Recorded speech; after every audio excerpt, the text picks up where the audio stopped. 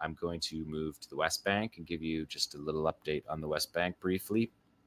We're going to show Maxwell's maps here. Maps showing the West Bank. The West Bank map is,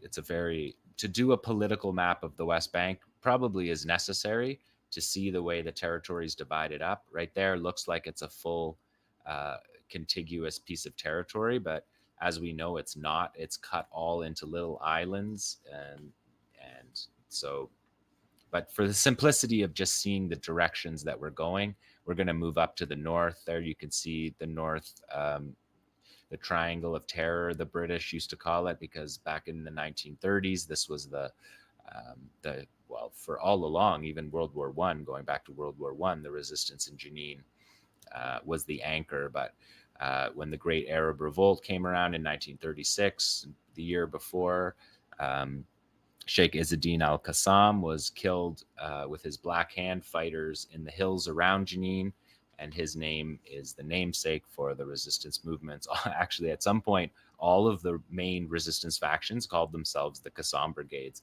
They had to tidy that up during the First Intifada, and groups changed their names, and the Qassam Brigades stuck with theirs. But the PFLP used Qassam Brigades in operations at times. He's the leader of the armed struggle, the birth of the armed struggle, the struggle for liberation as an armed struggle for Palestinians. So that's why they use those names.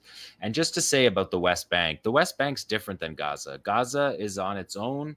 It's in a ghetto, but it was able to build up its national resistance capabilities because it was autonomous. It had its own space to do that. The West Bank doesn't have that. The West Bank has 365 days a year, 24/7, arrest raids, death squads.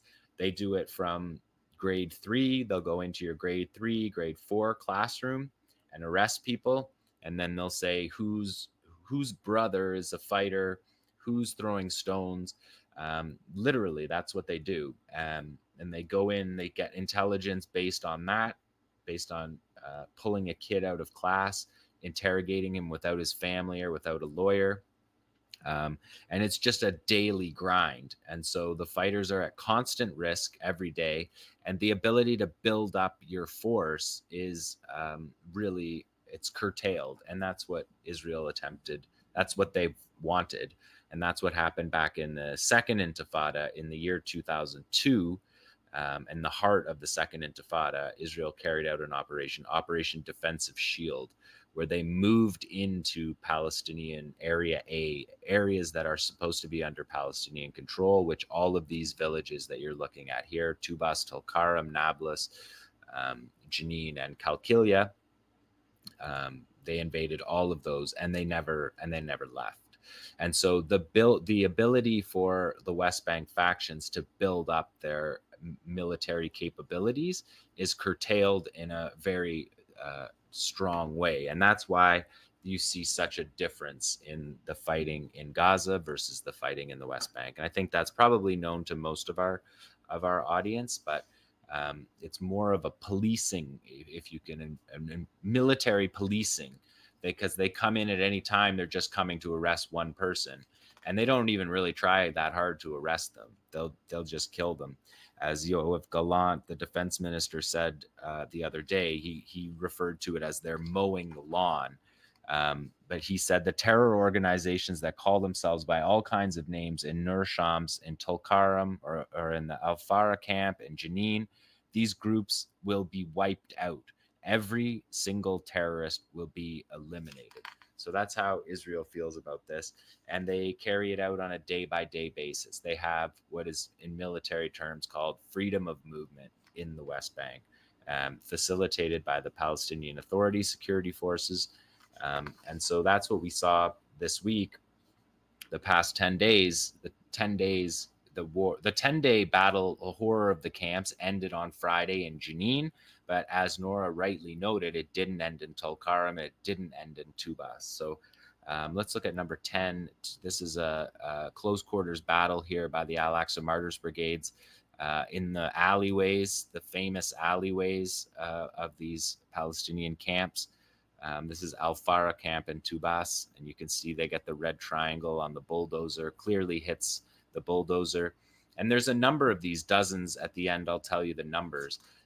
But there's a second one. There's the number of these IEDs are high. What isn't high is cameramen able to film the video in the way that we see in the West Bank. And I think, as Nora reported in her story, a 14-year-old girl who looked out the window of her house in Jenin was shot in the head for looking out the window. So your cameraman is in a different position than in the Gaza Strip. So they'll just murder you for looking out the window, and it makes it hard to capture these videos, which is why they're not the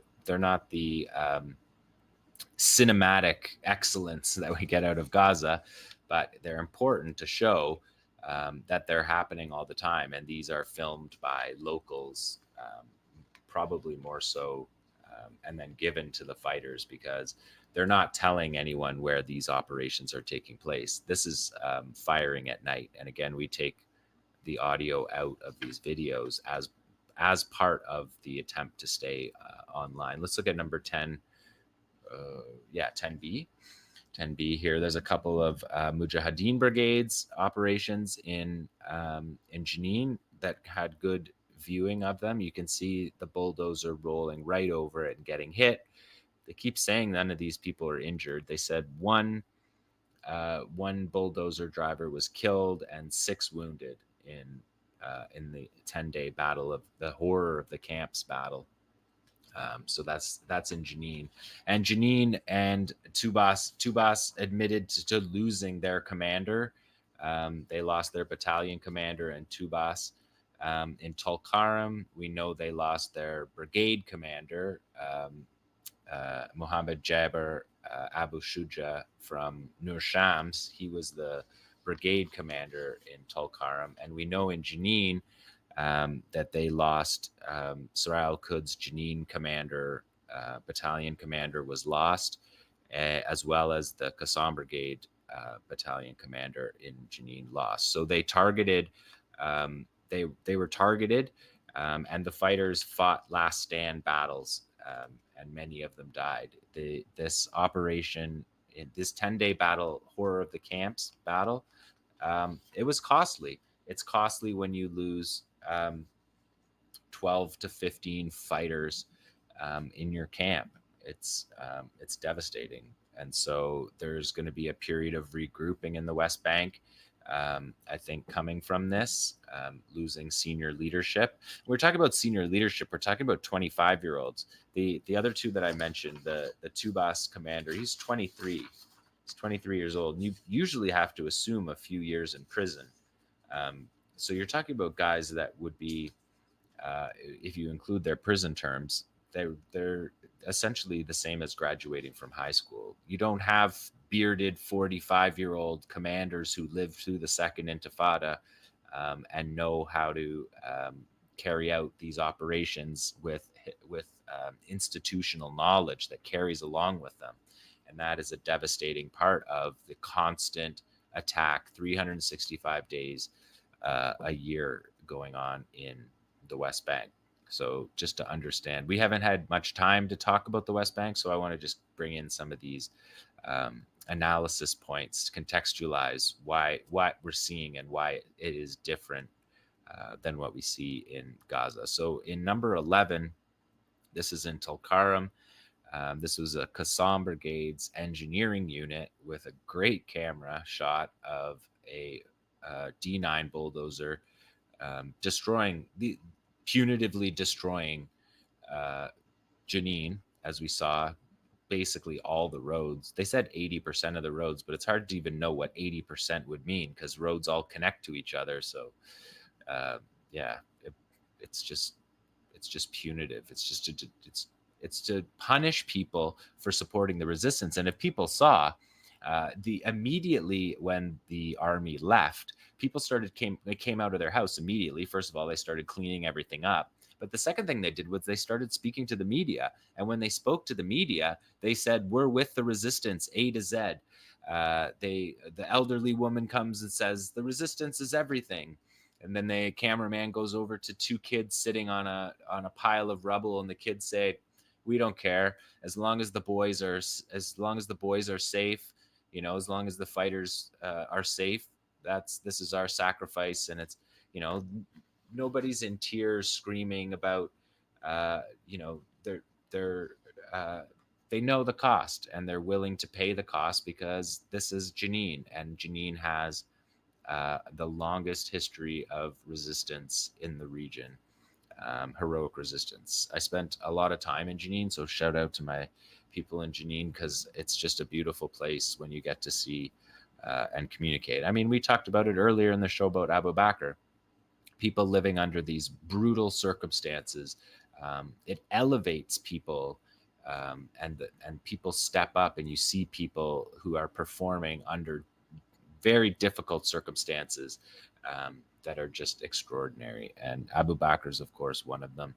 And the kids in Jenin and in all the camps are the same. So on number 12 here, 𝐓𝐴 𝐤𝐿 put out a poster, because after you got all the human rights stuff about the raid, they put out the most significant operations by 𝐓𝐴 𝐤𝐿 in the West Bank during the horror of the camps battle. In Jenin, 51 direct armed clashes, 3 ambushes of infantry forces. So those are lured into, like in Jenin, famously in the 2002 invasion, the Battle of Jenin. They were lured into what was called the bathtub, into an alleyway. A teenage boy lured the soldiers into an alleyway, and 8 of them were killed. And that's what made the Israelis lose their mind and bulldoze the entire camp, because they couldn't defeat the fighters. So they just dropped the houses on top of them. So 51 direct attacks, gunfights in Jenin, 3 ambushes, 36 explosive devices, IEDs, detonated by vehicles. So those are detonated by vehicles versus sapped. The Israeli military would have sapped an additional number of them and put them out of service. So they're identifying 36 successful IED hits on armored vehicles. Tulkarm, 30 direct firefights, 3 ambushes, 27 IEDs, 2 sniping operations in different missions. So that's interesting. A sniping weapon in the West Bank is interesting. It's probably a World War II era sniping weapon, as we saw with the Mujahid, the lone Mujahid in the Ramallah area, who carried out those sniping attacks with World War II weapons, with like the Enfield rifle, and also downing a drone in Tulkarm. Nablus, 2 explosive devices, 8 armed confrontations, and Tubas the same, an IED in Tubas against an enemy vehicle and foot force, and 8 direct armed struggle clashes. And just for history's sake, just to note the passage of time and the continuation of the resistance of the Palestinians, Zakaria Zubaydi's son was killed. Zakaria Zubaydi was the commander of the Al-Aqsa Martyrs Brigades in Jenin, one of the most famous commanders of the Second Intifada. He was then imprisoned and broke out of prison, Gilboa prison, 2 or 3 years ago, back when the 6 of them with the spoon broke out. Zakaria Zubaydi and 5 Islamic Jihad fighters from Jenin broke out of that prison using a spoon. And also that Hamdi Karan's son was killed during this. Hamdi Karan was the assassin of Rehaim Ze'evi. He is a far-right Israeli minister who was killed in retaliation for the assassination of Abu Ali Mustafa, who was killed in his Palestinian Legislative Council office in Ramallah by helicopter gunship. So that's the West Bank.